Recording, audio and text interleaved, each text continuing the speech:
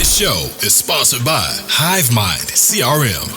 It is more than just a CRM. It is a real estate and business mastermind that comes with an all-in-one CRM. You can have unlimited websites and users. You can call, text, RVM, and email all in one user interface. And you can set up custom automations for any type and multiple businesses. 65% of companies start using a CRM system within the first 5 years of business. Once implemented, the HiveMind will save you on marketing, give you more time, and make more money. One of our users had his first $100,000 month using our system in June. We want to see you automate and accelerate your business. Text us at 210-972-1842 for future meetings, and of course to get our $1 course on how to make more than 6 figures on one land deal. You can schedule your free demo today at hivemindcrm.io. Hey, welcome to today's show. I'm your host, Mr. Daniel Martinez. I have here my special guest and co-host, Anthony Guyona, and Mr. Pete Reese, who is a nationwide investor who does land just like all of us. We're going to have a great land conversation. Here we are. We're going to start right now. So, Mr. Pete, how long have you been in real estate, man? Well, I've been in real estate since we bought our first home, which was in the year 2000. I've been a real estate investor since about, I guess, 2005-ish. Been a broker. I got my broker's license in 2006. Was initially flipping homes and things like that. Then the market crashed out here in California, where I'm from. And then, so I was listing bank-owned properties as a broker for a couple of years. So that was like my only focus. That's the only thing that was really selling at the time. So I got heavily involved in that. And through that, I partnered up with didn't partner up with them, but I got hooked up with a lot of different large investment companies. And then I started finding them deals. I went off on a whole tangent for a few years of just exclusively finding them deals and getting them contracts locked up and everything like that. Since I knew what they were looking for, and I had a lot of good contacts, especially with the bank owned and short sale properties and things like that. So kind of went down that whole tangent. And then started another business with my wife, 2017, is a blogger training and education business, travel blogging, those types of things. That was 100% focused for a number of years, 4 or 5 years. And then in 2020, a little over 2 years ago at this point, I really got the itch to get back into real estate investing. And I didn't know what to do, but read some stuff online about land flipping. And I didn't know too much at all about land, really. And just started reading about it, heard some people talking about, hey, I bought this lot for $10,000, I sold it for $30,000. And, that kind of appealed to me. I was like, I could do that. I know how to buy and sell. I know I can value things. So bought a training program on it, learned everything I could on it, and then just went all in, sent out my first batch of mail was 10,000 letters. And then just started from there. Did our first resale deal in March of 2021. And that was the first, deal that we did. And then 2021 ended up doing about 1.2 million in revenue, about 50% gross profit margin. 2022, we're wrapping up the year right now, but it looks like it's going to be around 3.6 million in revenue. And again, about 50% gross profit margin. And I really feel like I can do 10 million next year, if not more. So got a number of things that I'm working on to scale things up, but so just trying to grow as quickly as we can. Dude, congratulations, man. That's Thank you. Hella momentum. It's really starting to snowball at this point too. So I was looking at, I don't know if you guys track like your portfolio value of the things that you own, like things for sale and under contract. And I looked at it yesterday or the day before, and it was like 2.7. And those are all properties that I own, like outright at this point. So the momentum's really building. And then I've got about 1.1, almost $1.2 million under contract to be sold, like closing most of them in January. So it's getting to the point where I'm hoping for January to be our first $1 million month. And I know February is not going to be the same, but, hopefully it's going to be an upward trajectory. So hopefully we can find some synergy with you, man. It sounds like we're exactly in the same phase of our business. Oh, awesome. Yeah, we should do between, mid to late end of February. Yeah, we should hit 1 or right over 1.5, something like that. That's awesome. Yeah, but we're finding now that the momentum that we're in is it is a tipping point for us. Yeah. Cause previously it had just been good, but not great. But now it's like, it's going to go from great to like ridiculous. Like we're trying to contract one lot right now for $6.5 million. Right. Oh, wow. Yeah. That's a bigger deal than I've ever done. Yeah. That's awesome. Yeah. So that now we keep targeting deals like that. We sent out paperwork this week for like 3.2. So I think this year is going to be our biggest year yet, but it seems like it's getting easier and easier as time goes on. Like you said, you build that momentum and it gets cumulative. Yeah. That's right. Okay, now you understand the game. Now you're not afraid to go fast. And I think that's something that held us back for a long time, is that we felt like we're doing okay, but I didn't want to push us into like completely out into like treacherous waters. So we grew as slow as necessary. And then now where we are now, we're like, we took all the governors off, took the brakes off, and now we're going. That's awesome. Wow, you guys are doing great. Thanks, man. Yeah, it sounds like you're destroying it too. I was super excited to talk to you when Daniel told me what you were doing. I was like, man, yeah, we got to get this guy on. Let's see what the heck we can do. So if you could share with us kind of how your business model works. You said you're working a lot of states. We primarily work in Texas. We have a nice sized deal going in Florida. So we're trying to like infiltrate Florida slowly but surely, but we love Texas. We're probably going to, be the bulk of our business will be here probably forever. But what is your marketing looks like? How do you select the market? Do you have boots on the ground in each market? And then what are you doing exactly for marketing right now? You asked us about pay-per-click earlier. Mm-hmm. Yep. Yeah. At this point, 100% of our business is generated through direct mail, and that's, offer letters. So 2-page letter. First page is kind of explaining who we are and what we do. Second page is the actual offer. And, the offers are based off of averages, and, sometimes they're not accurate either. We'll send out an offer and then the seller will come back and say, oh, you're too low, or they'll accept it right away. And then it makes me think, well, we were probably too high. And then, we look at, then when it comes in, it's kind of like sometimes it ends up being just the beginning of the discussion, but it's an interesting way to get the phone ringing or the emails or the texts coming in. So that's kind of how we generate our leads right now. But what we do then is our business model is really just about short-term, like really quick flips. On average, we're holding these properties for about 60 days. Mm-hmm. So our goal is to price it, slightly below market value in markets that are where properties are selling. Like we always send mail into markets that have got good activity. If the market's really dead or there's just a big glut of inventory in a certain market, then we stay away from it really, unless I have some really in-depth knowledge of that market in particular, and I know that if I get a really quality property, it will sell or something like that. But for the most part, those markets I try to stay away from. But it's pretty simple. We really leverage local land brokers to help us with the transactions. Basically, we work with them on the buy side. We ask for their opinions on the value of the property before we actually close on it, during our due diligence. But, as the trade-off, we let them know that we're going to give them the listing, as soon as we close on the property.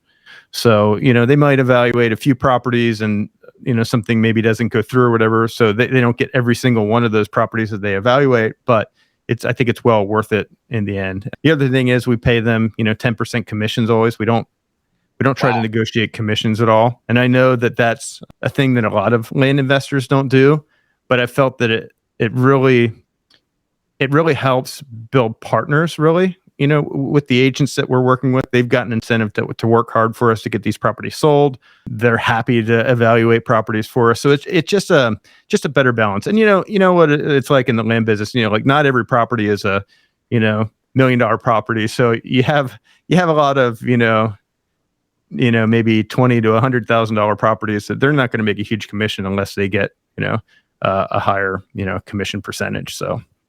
So yeah, that's kind of the thing. It's really pretty simple. We do, as far as boots on the ground, we send out a photographer and a drone photographer basically to walk every single property.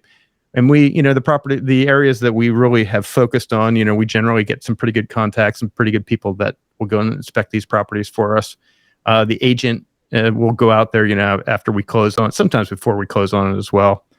And we do a whole list of due diligence as well, a whole checklist that we go through. We try to identify any potential red flags, anything that could kind of bite us in the butt. And, we're not perfect. Sometimes we'll miss some things, but we do our best to kind of eliminate those things. And if there is a problem that comes up while we're under contract to buy something, then we'll just either walk away or have a discussion with the seller and let them know that, we can't pay this price because of this reason. So that's pretty rare, actually. Most of the time, we know we've got a pretty good sense of what the property is before we even get under contract with it. But here and there, some things come up that we didn't anticipate. So business model, that's amazing. I think what's funny is everybody, like me and Anthony talk about this all the time. Like, we're not overcomplicating it. Really is this simple. Yeah, simple. Yeah.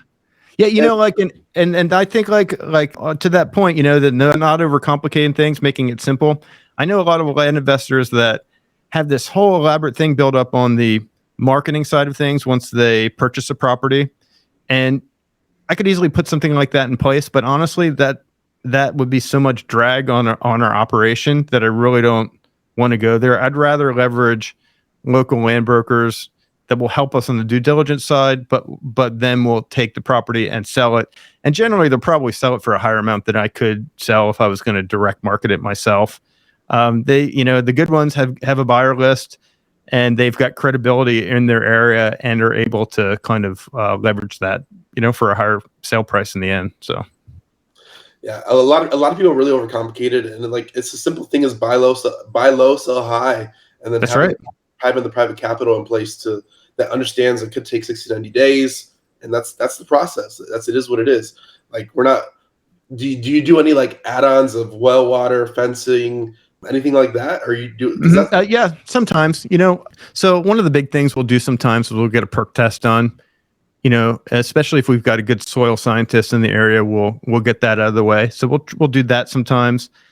We've done minor subdivisions sometimes as well. If it's an easy one, we'll just, and in a lot of these areas, it's simply a matter of hiring a surveyor to come out and survey the property and split it up on paper, and then they record it with the county and then sell off the parcels individually for a higher amount. So we've done that as well.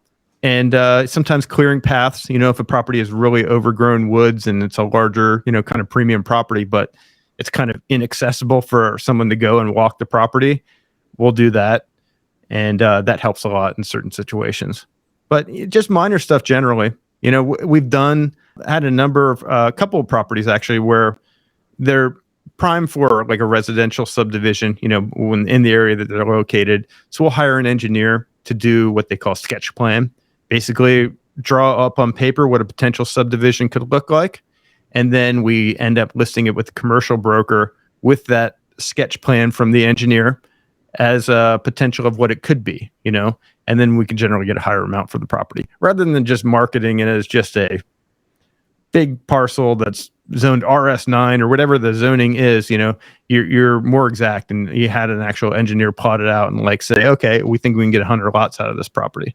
Now, obviously, someone would have to go through all the paperwork, do all that side of things, but just having that there really increases the value of certain properties, I believe. Man, I love it, man. I love the business model. I have a ton of questions. I feel like there's a lot of overlap too with what you're doing and then what we do. We'll do a light subdivide, little to no development at all. But yeah, clear and brush, that kind of stuff. I really enjoy it, man. I enjoy seeing the before and afters. I have a construction background, but I don't know that I would necessarily want to, bring in utilities and all that stuff. I think it just takes so long, the investment. It's like, we're just turning dirt. We're just turning paper, really. I know that it's the time that bugs me, it's like some of these things take forever and you're getting bids and, I don't know. Yeah, we need an end buyer to do that. I talked to a friend of mine today who's, I think he got like 50 some acres west of Austin. And they're looking at bringing in electricity and water wells. I'm like, man, I would already sold that stuff by the time you guys done with the planning phase. Yeah. No, I got one property I'm dealing with now that I actually did a minor subdivision on, and it's one of the situations where I've got to put in this long like gravel road along the one side of the property, and it's long, like it's 2,500 feet, something like that. So it's like a half mile like gravel road that I get put in. So I underestimated, I got an initial bid and the person kind of like lowballed it. It's like, okay, it's going to be, 40,000, but probably going to end up being like 75,000, you know what I mean? Till I get the real bids in and everything. And that kind of messes up my profit. I'm still making a lot on it, but it's just a lot, dealing with that is sometimes just not fun. I just hate, spending that kind of money, but you do what you got to do. That's hilarious. We were talking to Daniel the other day, and we're talking about the deal we're working in Florida, actually. And I was mentioning some things to him, and I was like, no, man, let's, we should probably skip that. Let's not do that. The deal's getting kind of skinny. He's like, dude, it's 75,000 profit. I'm like, Oh yeah, but still, it's skinny. Yeah, yeah, When that's you're a bad deal. I know. hilarious. So one thing I like about land in general is that you can grease. We talk about this. We talk about this all the time. Is that you can grease the wheels sometimes. Like sometimes you come on underbid, but if you're looking at if you have a big enough spread in there, it kind of like okay, let's spend the extra 10, 20 grand. I mean, it is what it is. And then you can do everything right now. But if you take control of that and make it more profitable just by putting in that road or putting in that fence or clearing that brush entrance to get to the property, that might be all you need to do. There's like nothing else you need to do after that point, and it's going to sell eventually. Yep. Cool. Yeah, definitely. You know, I tell this story sometimes too, where I actually learned kind of that concept. I actually used to own a used car lot when my wife and I first got married. I put myself through college selling new cars, and I kind of learned the car business. And then we started buying kind of some cars on the side, selling them. And then one thing that led to another, where we decided to open up our own used car lot. But the first thing we would do when we get a car, this is early 2000s, you know, like we would obviously get it detailed. We had someone that detailed all of our cars that came in, and then you know we'd go to Walmart and buy new floor mats and do wheel covers and you know just like the little minor stuff, but it made all the difference. You know, it allowed us to sell the cars for quite a bit more just by doing some little stuff like that. You know. No, dude, yeah, I don't tell too many people that used car lot. Painful past. No, yeah. It's a good business, but you know.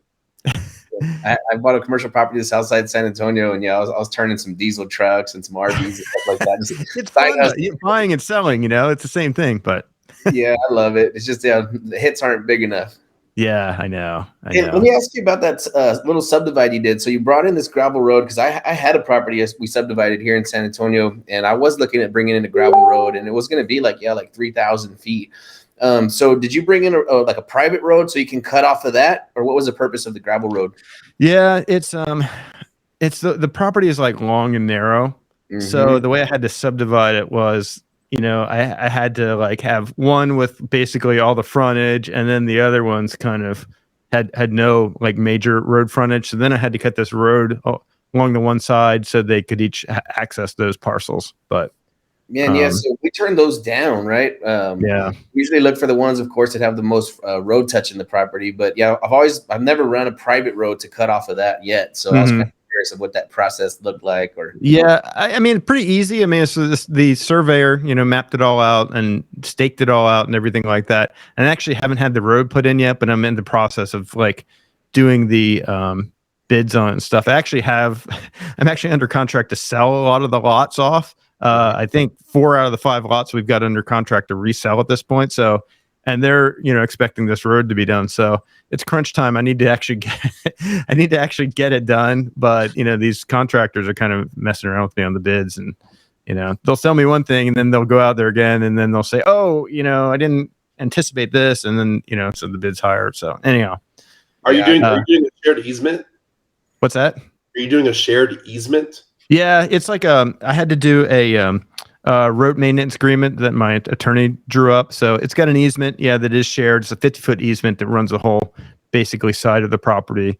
And then, you know, I'm putting in the gravel road. The county requires a gravel road if they're going to build on it. But so one thing you mentioned I thought was pretty funny is that 4 of the 5 lots are already sold and nobody even took title. We do the same thing. Yeah.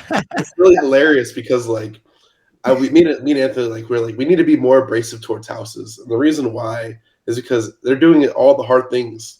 Like we don't do nothing that hard.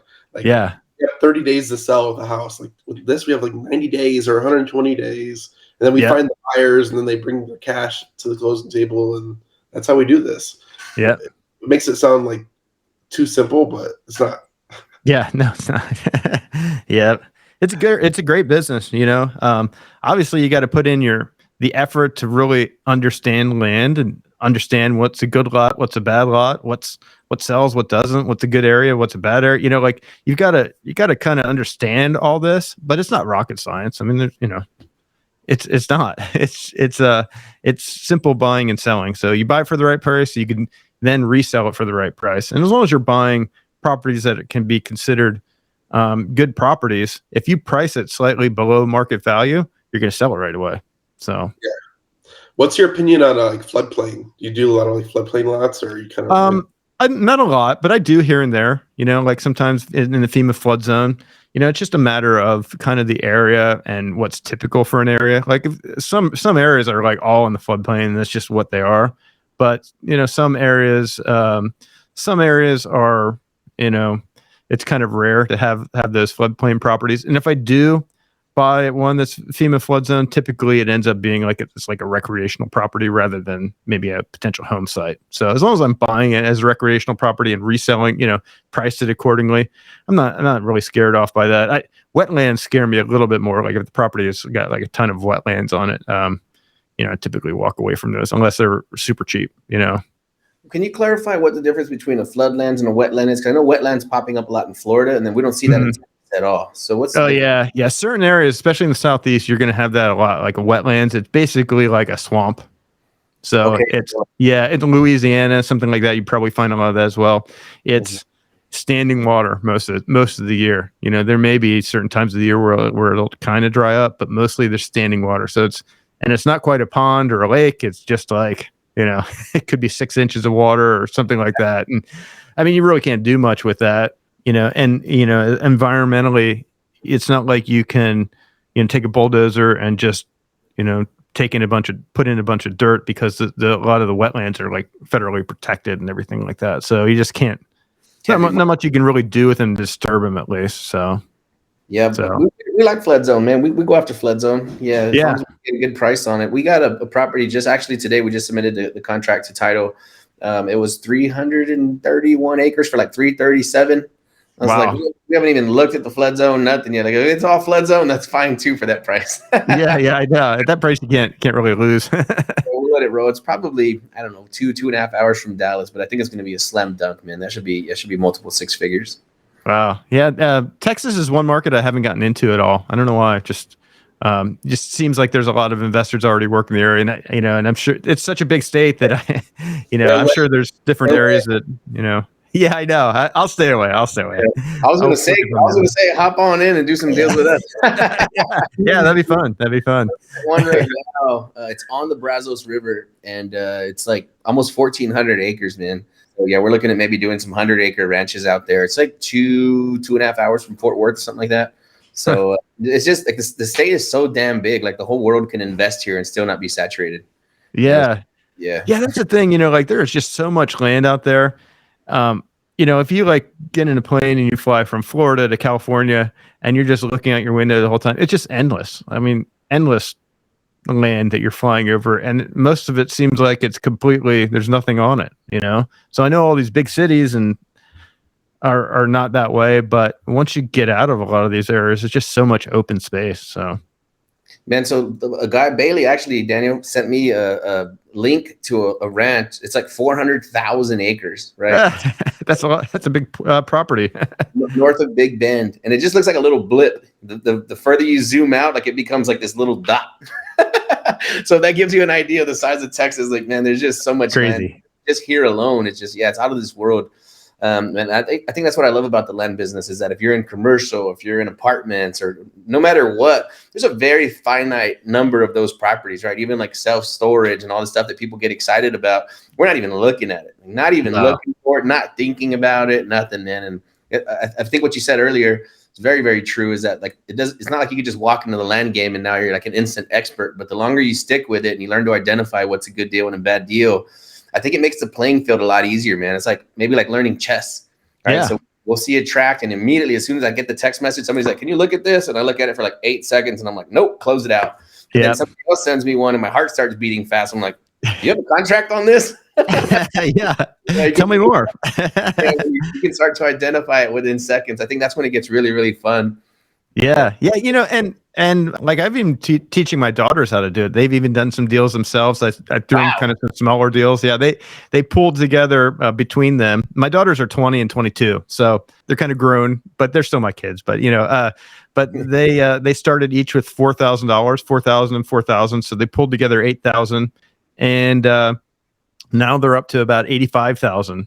So, and they just kept that money rolling. That was a total of 6 deals, smaller deals, but they, for them, that's a really good return for them. So they're just keeping that money, reinvesting, and What's that timeline look like? about a year and a half. But they bought one in like May of 2021, and then they didn't buy and then they sold that in a couple months. But then they didn't buy another one until March of this past year. So they did most of them in this year actually.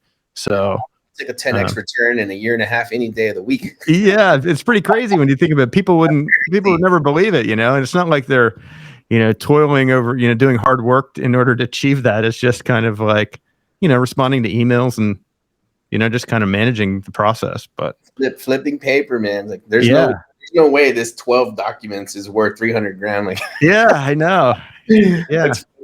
People that aren't in the business, man, I'm like scratching my head. I love it. I had quite a few people now, and 4 years of flipping land, of people telling me like, hey, you should keep it quiet. You shouldn't really be telling everybody about the land business. And I'm like, man, for the most part, most people aren't going to take action anyway. Yeah, that's the thing.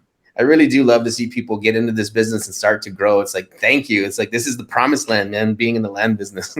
Yeah, for sure. And I had a completely different perception of what land investing was even before I got into it. I had assumed it was kind of people buying larger properties and just kind of holding them forever and waiting for the big city to kind of encroach on that and become a lot more valuable, but that's completely different than what we do. So that's what I was thinking. I thought like some old guy that just owns like 50,000 acres surrounding the major cities and he just holds it for 30 years. I'm like, no, we don't even hold our stuff for 30 days. Yeah, I know, crazy, right? we turned in a contract to title, a purchase agreement that we got like, I don't know, 6 days ago. And we turned in the purchase agreement with the sell agreement on the same day. we had it sold before the ink dried on the purchase contract. Oh, that's great. Love it. Only in the land business, right? Seriously. No trashing out the house, no cleaning, no nothing. No cutting tenants, no toilets. I love it, dude. Well, sometimes you might have some tenants on the properties, but that's pretty rare. We try to keep them, man. Every time we come across tenants on the land, we try to keep them there. Do you? Yeah. We try to, because they know the land. They're like the groundskeepers now. They protect it, they take care of it, they know everything about it. Yeah, so we try to leave personnel in place when we find land with people on it. Yeah, even if they're non-paying tenants. So actually, really? that dealership I bought, the gentleman was living there, and so the seller introduced me to him. She's like, "Hey, he's taking over the place, so whatever he says, you got to do it." And he's like, "Hey, how much time are you going to give me to move out?" I'm like, "You're not going anywhere, man." It's like, "I need your help now." So he helped us remodel. You're my new property manager. Yes, he trashed it out. And so now, like, whenever we come across something else, like other properties where we got to put up signs, take trees down, cut the grass, weed eat, whatever, I'll just call him up and say, "Hey, man, I got this address. Here's what we need to do." And he'll go take the blower over there and take the trailer, load up trash, whatever we have to do. Yeah, he's like a part-time. Oh, that's cool. That's good. That's a win-win. Time of rent, dude. Yeah, that's good. That's a good relationship right there. Yeah, he's super handy to have around. And my parents too, they're like, "You should make him pay some kind of rent." I'm like, "Man, that guy does so much. He like saves me so many hours per year. Like he's not going anywhere." Yeah, that's cool. Really cool. Yeah, we had one property that we were buying, and we were kind of going through the due diligence process, and sent the photographer out there. Photos come back, and it's like Walter White, like RV kind of that's on the property. And then there was this whole encampment of people in the middle of the property. And then I'm looking at the pictures of the stream on there, and I'm like, does that stream look kind of green? Like yellowish green. I'm like, and then pictures of the neighbor's property, and they've got all these 55-gallon drums of who knows what. And I'm like, I'm not buying this property. You know what I mean? I had to back out. I was like, I'm not going to get into a toxic waste situation. So I got to draw the line somewhere. Yeah, actually, I've done pretty good on buying some junkyards, man. There's one right now that I'm junkyard, really? Yeah, like which just loaded up with just trash, just mountains and mountains of crap, dude. And yeah, we've had beautiful luck on those. I think we're 200K up on junkyards. Wow. Yeah, so we're looking now at another one, but this one was actually a recycling facility, and it does have some super environmental concerns. So we've been staring at it for maybe a year and a half, 2 years, but I think I still want to pull the trigger on it. And there's actually a guy living there in an RV. He has a generator, he has laundry lines up and everything. So I've yet to talk to the guy, but I was like, it might not be bad to just leave him in place while we put things together on this property. Yeah, I'd buy that one in a Wyoming LLC with no paper trail back to you. Yeah, so we're in communication with a couple of different government agencies that they were trying to figure out, like, what's the liability if we take the property on, like, Can we have indefinite amount of time to clean it up, or are we going to be racing against the time and start getting fines and stuff? So I think once we have a little bit more clarity on that, I think I'm going to pull the trigger on it. It's in a great industrial area, central San Antonio. It's like, I think there's a lot of upside on that deal. So I'm willing to toy with it for the next 10 years, just so we can do with it in the background. And that's interesting. But you got more guts than I do. We look at weird deals, man. We look at weird deals. When people would have walked away from stuff, we pick them up. Yeah. So the trick is that you just disclose. We've done deals where we just disclose what happened and people still buy them. Yeah. As long as you're, like upfront about what the deal is. And and most of the time, like on properties that we buy, like it has an old junk mobile home on it or trash or tires or something like that, I don't clean up a lot of that stuff sometimes because I think the buyers sometimes have this perception that they're getting a deal because they're going to be dealing with that stuff themselves. And we tell them like, hey, this is the price for you taking it as is. If we cleaned it up and everything, we'd mark it up quite a bit more. And people go for it generally. So you write in the I'll discount at 10 grand if you deal with the tires and the trash and the thank you, man. Yeah, thanks for giving me a deal. I'll get that right next week and we'll close next week. Perfect. Yeah. We have a tire situation right now. Tire situation. This is a situation, dude. There has to be at least 10,000 tires on this property. Oh man. Yeah, man. It's massive, man. You could see it from satellite. I mean, this I had one of those where you can see it from satellite too. That's funny. I'm getting quotes on cleanup and like recyclers and people that'll grind them down and all that. But the spread on here is like 625 or something. Wow. So even if we spend $100 grand, getting rid of these tires or 150, like it's still gonna be okay. I think we'll still. Yeah. So will anyone is anyone looking for these tires for recycling purposes, or do you have to pay to remove them at all? We're gonna end up having to spend, man. Yeah. So I got a recycling plant that'll take all the material at no cost, but they want it grinded up. So then I have another guy that'll come in from like another state and he'll charge you 22 grand to grind it up, but he's not gonna haul it.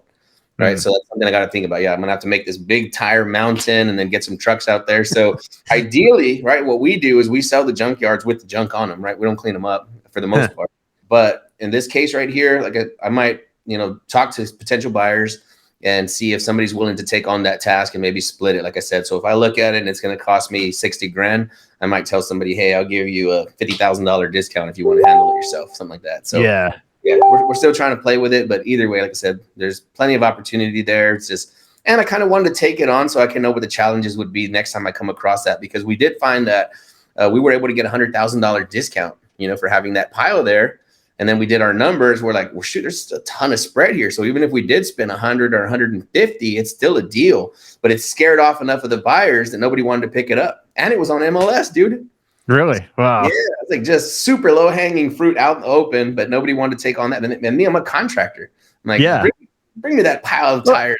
That's business in general is just about solving problems. So like you're able to you're willing to get in there and figure out how to get the thing solved. And the seller wants to get rid of it. They're tired of looking at that mound of 10,000 tires, and they're like, I can't sell it with all these tires, and so you're solving a problem, and you should get paid for it too. So.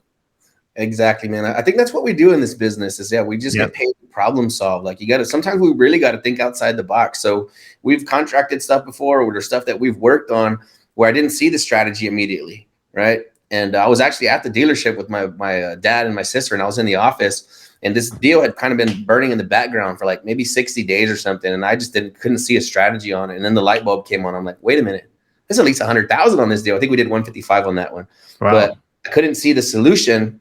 Like it took me like a month a month and a half for it to dawn on me. Right. So I think being like high level problem solvers in the land business is probably going to prove to be like the best decision I've ever made in my life. Yeah, really. Well, it sounds like you're creative and you're willing to dig in there and get them done. Like sometimes I'm probably guilty of, dismissing some of those potential deals sometimes because I don't want to put in the effort to deal with that problem.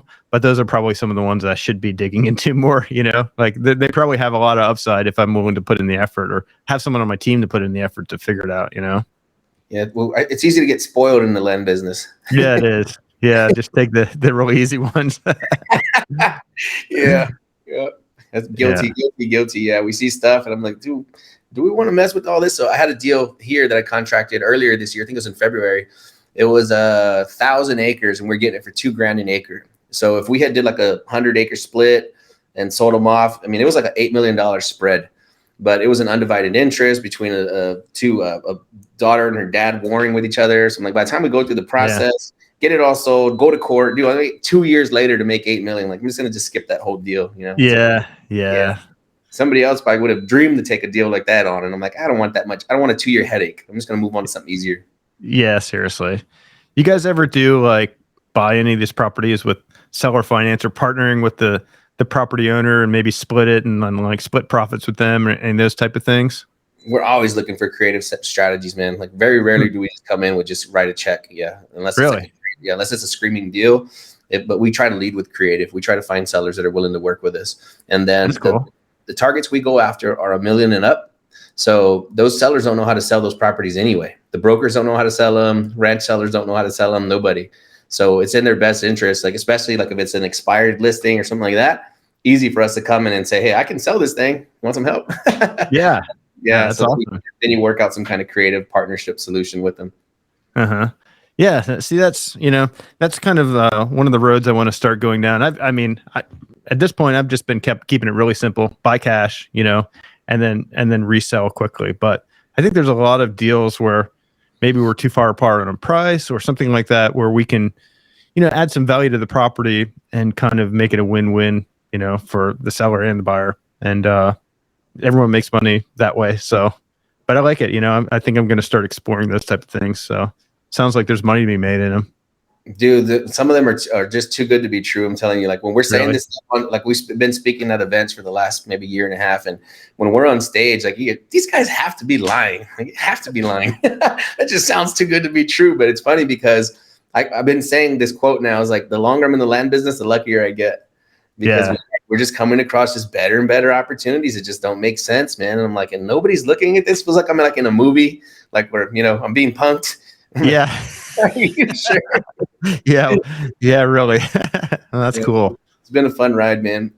Something I wanted to ask you about, if we can just kind of hit the rewind button. Sure. We've never done mailing before. So can you talk a little bit about how you would even select a market like in another state? And then how does the mailing process work? Is it just like a house where you just fire them all the data and then they just start dripping out the mail at a certain rate? Or yeah, the way I do it, well, first of all, I'll as far as picking the market goes, I'll kind of just look at Zillow, transactions on Zillow, and I'll look for the balance. Say I'm interested in properties that are 10 acres or more, and I'll look over the past year how many properties in that county were 10 acres or more sold, and then I'll look to see how many are on the market. So if it's at least balanced, say 50 properties sold within that range over the past 12 months, and then there's 50 listings, it's a pretty balanced market. That's like a year's worth of inventory, I guess, if you were to try to just ballpark it. But so I look for at least that. Now, if it's the other way, like if there's 100 listings, but only 50 properties within that range sell a year, then that's 2 years worth of inventory. It's a pretty slow market. It's going to be tough to do something. If it's the other way, like there's only 10 listings, but 50 properties have sold within that range over the past year, then I know it's a pretty hot market and good properties will sell. So those are the kind of things I just look for generally. I'm really doing a lot of these states. I'm doing kind of like huge areas, and what I do is we use Data Tree. I don't know if you've ever worked with them, First American company. So basically use them to pull the lists, and we'll search by, vacant land, 10 acres or more.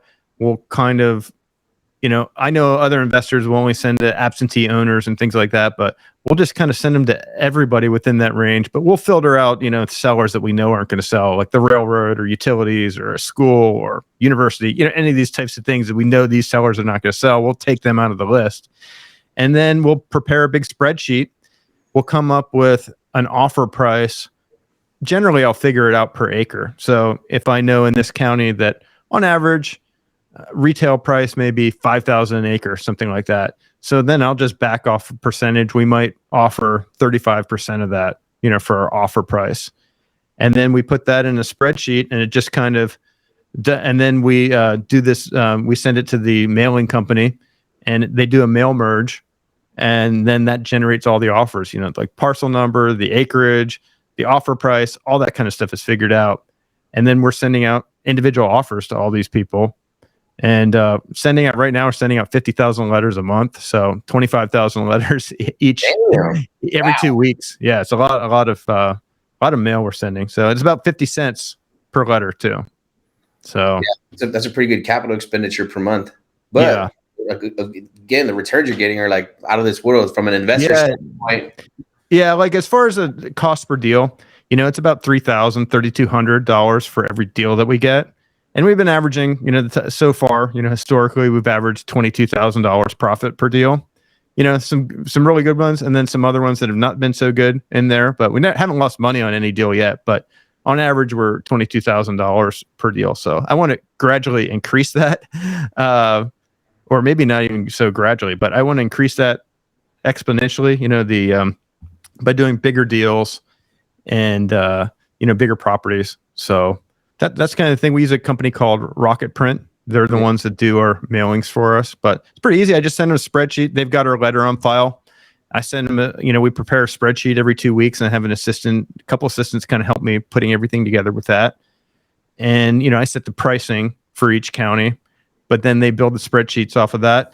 I just send the spreadsheet to the mailing house, and they take care of all the merging and everything like that and send them all out. So I don't have to put on any stamps or lick any envelopes or anything like that. That's beautiful, man. That's what I was going to ask you. Like, just based on what you told me, how you run your company, I could already just see it. Like, I already had 90% of the information in my brain. I was like, this guy's a genius. Well, I didn't come up with it. So I'm not as smart as you're giving me credit for, but I did adapt it. I did adapt it my own little way. So. Who did you mentor under? Was it like Goldberg or one of these guys? One of the big. The course I bought was Land Academy. Okay, so, yeah. Tried it or looked too deeply into it, but very familiar. Yeah. Basically, they kind of gave me the basic model, and then I took it and adapted it a little bit to what I do. Mm-hmm. So they told me how to evaluate parcels, evaluate land in that way. So it was good for that. It's kind of basic, really. They've got a community associated with that and stuff too. But it got me everything I needed to go to get going and start going off to the races. So, I love how much humility you carry yourself with. Like, you're like, yeah, we get 3,000 per deal, and we get back 22,000. Like, if you talk to like any stock investor or any investment, anybody that's familiar with investing, like if you put in 3 and get back 22, like holy crap! I mean, that's something to brag about. And in the land business, we just like glaze right over it. Like, it's okay. Yeah, it's going. I know. Like Facebook ads. In our other business we were spending a lot of money on Facebook ads, and kind of historically, for every $1 you put in, you get like $2 to $3 back. So, double your return on ad spend, double your, your investment on the ad. So, and that was considered, decent at least, but this is so much better, and basically over 6 times, what we spend on our outreach efforts, we get back in profit, so. Dude, that's a dream come true, man. I mean, yeah. I don't think 99.9% of businesses can say that. Yeah. And I know that, as far as, outreach efforts, a lot of people are doing texting, which I'm going to be looking into. And I know that their cost per deal is probably a lot less than 3,000. They're probably under $1,000 per deal. And pay-per-click, I've heard some good things about pay-per-click as well, but I haven't really ventured into those areas yet. But I'm gonna do those soon, I guess. So, how are you guys generating all your deals? Well, if you want to learn about texting, that's what we do. It is. Yeah. We do texting and PPC. We do both, but texting is our main thing. That's our software. Oh, okay. Well, we should talk. We should. Yes. What is a quote that is yours or somebody else's that you resonate with? I guess I don't know if it's the actual wording, if I'm getting the actual wording right, but it's something like this. It's by Wayne Gretzky: "Skate to where the puck is going, not to where it's been." So, I always like keep that in mind. It's like, you don't really, like your situation now is kind of just a snapshot, but really there's so many variables in the world and business and everything going on. You want to like head towards where things are going, not where they're at right now. So I always think about that one. And where can people find you online? Turningprofit.com, and you come out with a podcast. Yep. What's your schedule looking like on that? And then you're releasing that January 6th, correct? Yeah, January 4th, I believe. So we've got a whole batch of episodes that we've recorded, and we're gonna start launching. I'm not sure if it's 3 or 5 in the first week, and then once a week after that. So we've got a couple of really good guests that we've had on already. Pace Morby, Jamil Damji. Wow. So and then we've got some other ones in the works that I can't talk about yet. But and then my wife is the co-host with us. So she's part of this business as well, and so we do some solo episodes, some about land flipping. We actually just filmed the episode with our daughters, kind of talking about how they're learning about the land business and how they're kind of building their own business and follow their journey as well. So and then we do the monthly income reports on our site, and that's turningprofit.com, where we break down every single one of our deals that we've done each month, the revenue we've taken, every deal we've done, the profit, how many days we've held it for, things we learned about the property, what went well, what didn't go well. And another thing that I filmed on there that I'm giving away is I filmed a video and I did a whole presentation on our 51st deals in the land business. So it breaks down every single one of those deals and numbers on every single one of them. So just kind of stuff I wished was out there when I got started in the land business, because you don't really know what's possible until you see actual details of what people are doing. So there was very few details on that. Even in the paid training program stuff, there's very few details of what people are doing. People are very hush hush about it, and I don't know why, but so I tried to break through that barrier. So that's cool, man. I would like to take a look at that. If you have a website for Daniel, been harping on me like we got to get our numbers up and get our HUDs up, and I'm like, I know, I'll get to it. Yeah. So if anyone wants to check it out there, that would be great. So it's at turningprofit.com where you have your turningprofit.com. Yep. That's super cool, man. That's amazing. And if you ever want to go after bigger deals, right? Like we're trying to do. Let's start working Texas, man. I'll give you the parameters, and if you want to start firing some stuff off here, we got buyers, we got capital, we got private. A lot of guys want to offer us cash. Sometimes we have more cash than deals on hand. So man, let's make something happen. That sounds great. Let's do it. So awesome, man. We appreciate you coming on here. Well, thanks for having me, guys. Really appreciate it. Yeah, thanks for coming on the show, man. We really appreciate you. If you liked or enjoyed this episode, please go like, subscribe, share with your friends and family. We'll see you on the next episode. Thank you, Pete and Anthony. All right. Thanks, guys. Hey, guys. If you would like to receive hot leads right to your cell phone in a text message, check out hiveleads.io, and you can receive the same leads we've been receiving in our campaign for 3.5 years that's made us successful in the land game. Check us out. The show is sponsored by The List Guys. Do you need more leads in your local or virtual market? 1 in 10 small businesses don't invest in any kind of marketing. The List Guys have over 35 plus list types to choose from, and you can mix and match any list or criteria.